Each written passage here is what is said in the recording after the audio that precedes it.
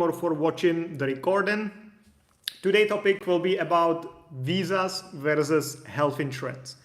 It might sound like a simple topic, like you get your visa approved and you buy a health insurance, but that's not always that simple because it depends on your nationality, depends on where you applied, if it was the embassy and what embassy in what country, or if it was at the MOI, depends on the type of visa or residence permit you applied for. So there are many different factors, depends kind of on your age as well, because that's different for kids and for adults. So there are a lot of things that go into that. So I was in Susa. I decided to make a video about that to make it clear, hopefully. So I will cover 3 topics today. First will be how the insurance works if you applied for a visa at some Czech embassy. Second topic will be how the insurance works if you applied for a residence permit at the embassy or at some embassy. And the third part will be about applying for a residence permit in the Czech Republic, because those are completely different situations and the insurance is also completely different, or how you deal with insurance. And of course, if you need any help, get in touch. We will be happy to help you either with the visa, but also with the insurance, because we work with 6 different insurance companies and we get the best quotes from them, and we can compare all the plans all of them have, and we can offer the best solution for you, if it's the cheapest or if it's the highest coverage or if it's some additional insurance, because many insurance companies offer that as well, that instead of just getting you the health insurance coverage, they also can get you some insurance on top of it, like private liability and stuff like that. So depending on your needs, we can provide any solution, no extra charge, just whatever is the official rate for us from the insurance company. So, but let's get into that. So first topic, if you apply for a visa at an embassy, generally, I will get to the exceptions, but generally it works the way that if you applied for a visa, so for a sticker in your passport with a maximum validity of 1 year, when you go to the embassy to collect the visa, you need to have a comprehensive health insurance covering the whole period of the approved visa. So if you got the visa approved for 6 months, then you need to have health insurance for 6 months. If you got the visa approved for a year, you need to get health insurance for a year. So generally it works like this. There is a difference in case you applied for a business visa and you're from one of 7 countries that have the exception. This is typically a case of an American who came here to teach English. So if you are an American and you applied for a business visa to teach English and the visa was approved, you basically just need to get health insurance for 2 months so you can pick up the visa. But then once you pick up the visa, you need to activate your trade license, and then you need to register yourself to the public healthcare system, and you will be paying on monthly basis. So you don't need to buy health insurance covering the whole period of your business visa, so let's say 1 year, but you only need 2 months, 60 days, and then you will be enrolled, or you have to enroll yourself into the public healthcare system. The same applies to Turkish citizens, but only for the business visa. For Japanese citizens, I believe, and then there are like 4 other nationalities. I don't remember those from top of my head because it's not really common for people from these countries to come here under the business visa. But if you want to know if it's you or not, get in touch. I'll be happy to tell you. Or maybe remind me and I will write it into the comments. But it's like only 7 nationalities. So if you're an Indian business person and you got your business visa approved, which is very unlikely, but if you did, or if you're from Canada, or if you're from Australia, or if you're from any other country basically other than US, Turkey, Japan, and those other 4, then you need to buy health insurance covering the whole period, even of the business visa. So that's number 1, applying for a visa at an embassy.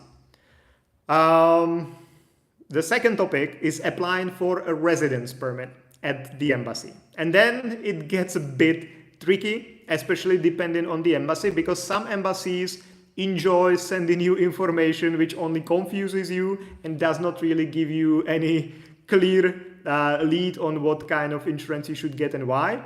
They just send you all the information which is given by the law. You can do this, or you can do this, or you can do this, or that, and you can do this by the law. But they don't really tell you what you should do to make your life easy. So I'll try to explain here now as well. So for most situations, if you applied for a residence permit at the embassy, so let's say a student residence permit, or family reunification residence permit, or I think that's probably it. You cannot really apply for many more residence permit directly through the embassy. But okay, student residence permit and family reunification residence permit. In this case, that works the same way as with the visa. So you need to buy health insurance covering the full period of your approved residence permit. So let's say if you applied as a family member of a blue card holder, then you need to buy health insurance for a full 3 years in advance, because you can get the residence permit for up to 3 years, in which case you need to buy insurance for 3 years. If you applied for the family reunification residence permit, you got it for 1.5 years, you have to buy health insurance for 1.5 years. If you applied for a student residence permit and you got it approved for 1 year, which is the standard procedure, then you need to buy health insurance for 1 year.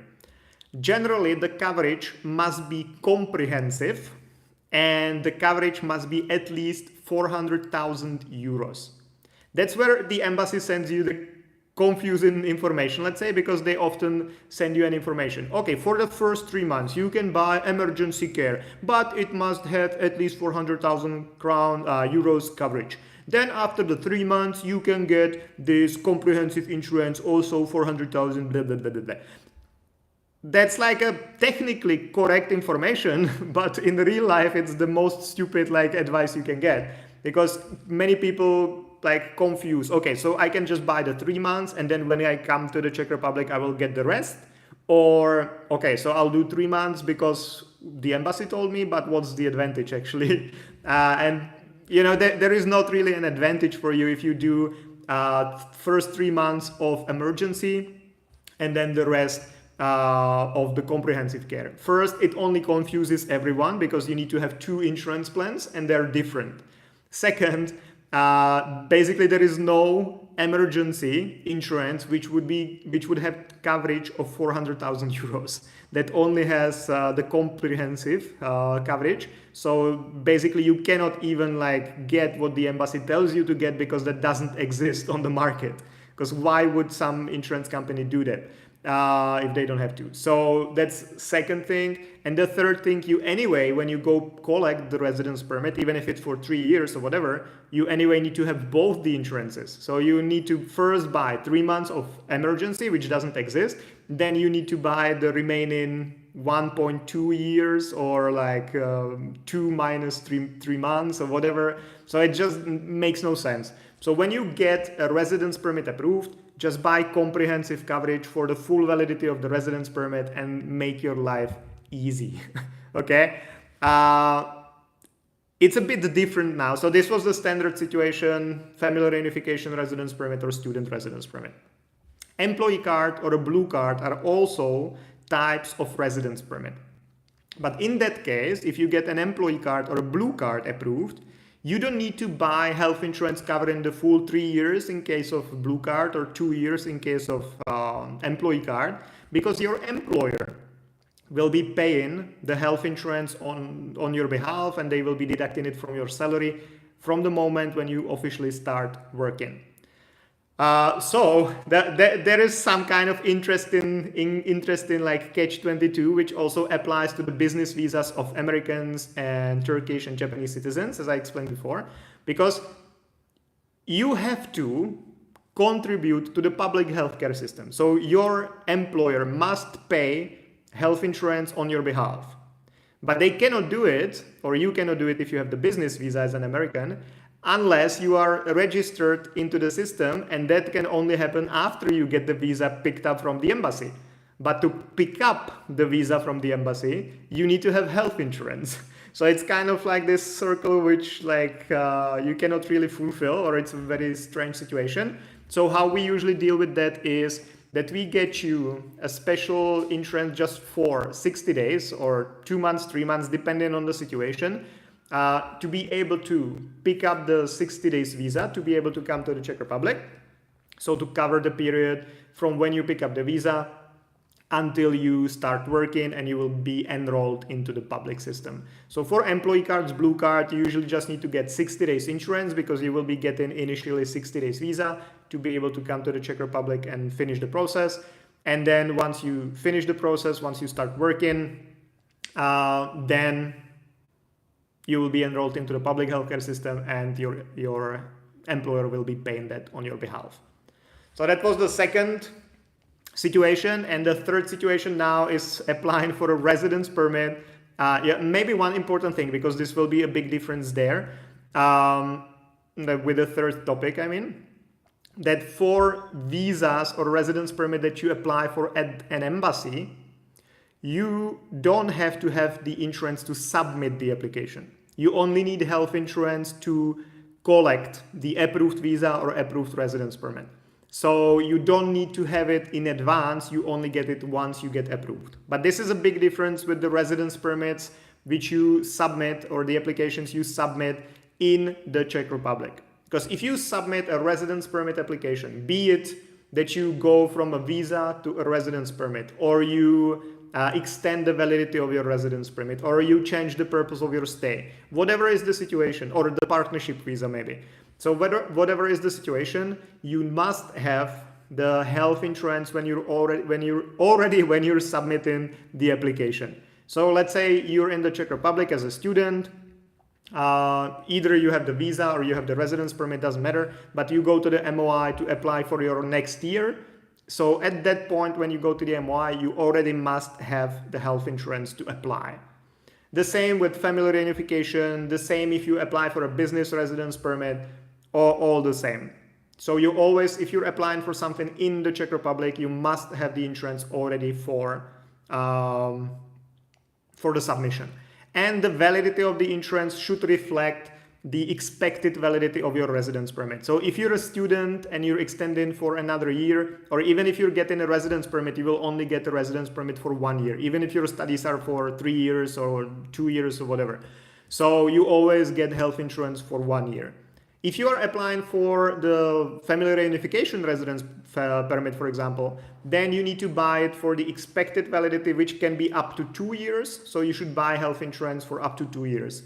You can calculate it, I wanted to say easily, that's not exactly that easy, but you can calculate for how long you get the residence permit, because there are some rules for that. It depends on when the main applicant's residence permit expires, what exactly you're applying for when.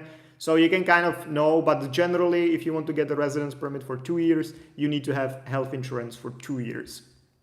And then again, there are some differences. This is the general rule that also applies generally to, say, the partnership visa, which can be for 3 years, or the close family member of an EU citizen, which can be for 5 years. So in that case, you should technically buy the insurance for the full 3 years in advance.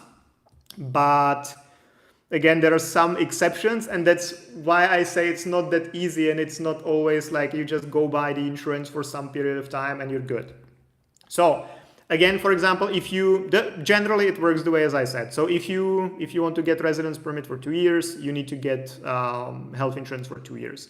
But again, this is a bit different if you are, say, an American, Turkish, Japanese citizen who have the business visa or business residence permit, and now you're applying for the business residence permit again, because you are already part of the public healthcare system. You pay on monthly basis, so you don't need to buy the private health insurance. You just have the public insurance card and you use that for your application. So this is a bit easier, maybe, because you already have the health insurance card. You are paying it on monthly basis, so you don't need to buy it for 2 years in advance. Now probably the trickiest situation is the partnership visa application, because technically speaking, if you want to, the maximum validity of the partnership visa is 3 years. And if you want to get it for 3 years, you need to buy health insurance for 3 years in advance.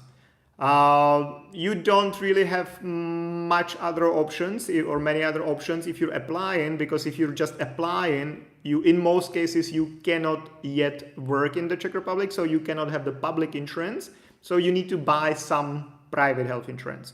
But for example, if you know that you will be getting a job right after you submit your partnership visa application. So you came here, you already have a job arranged, and now you submit the partnership visa application, and you know that from the next day or from next week or whatever, you will get a job. Then you could potentially buy insurance just for 6 months or for 1 year, just to be safe. And then once you start working, once you become an employee and your employer starts paying the health insurance on your behalf, then you will also get the public health insurance card, and then you can submit it to the Ministry of the Interior as the proof of the insurance after the private insurance you submitted. So you submitted initially private insurance for 6 months, now you already have a job and you're still in the approval process, so within the time you send them the public health insurance card and you're good for 3 years. And to complicate matters even more, it's completely different for children, because I don't know if it's from the beginning of this year. I think from the 1st of January this year, kids below 15 or 18, whatever. I made another video about that, so go back to it, find it on my channel if you're interested in that in more details. But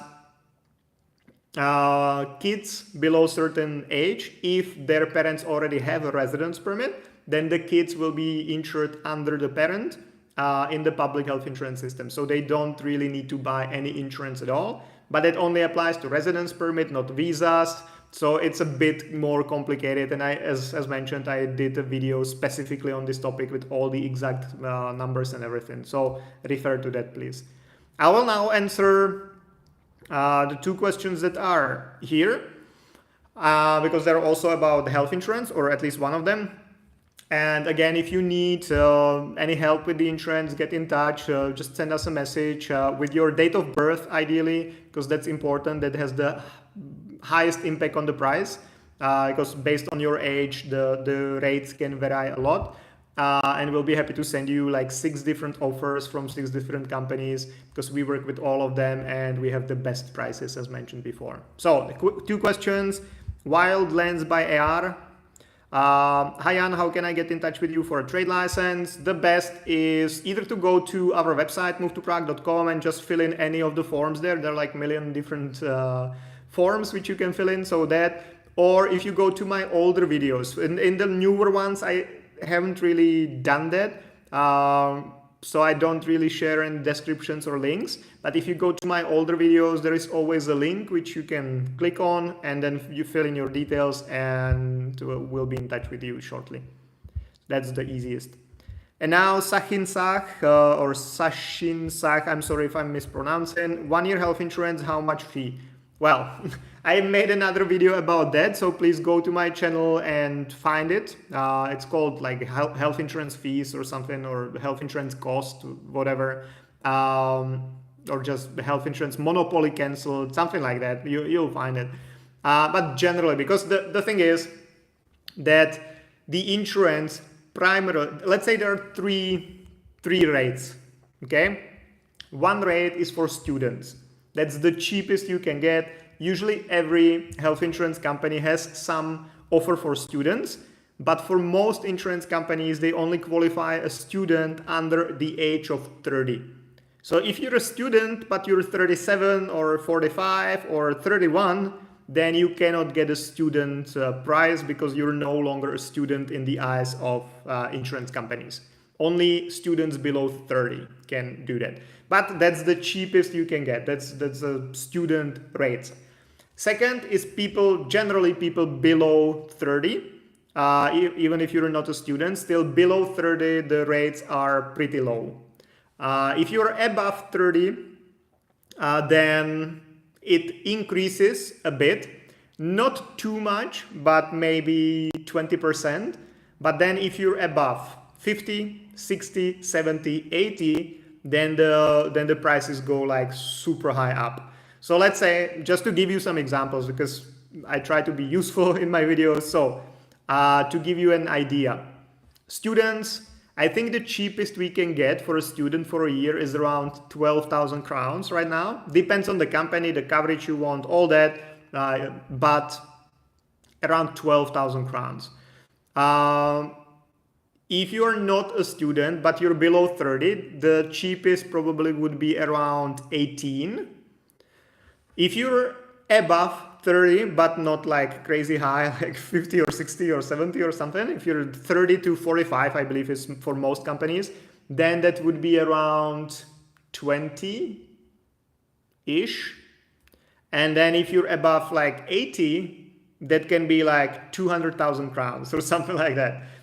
So it really depends on your age and also the coverage and the company you choose. But at least to give you some rough numbers, that's what I mentioned right now.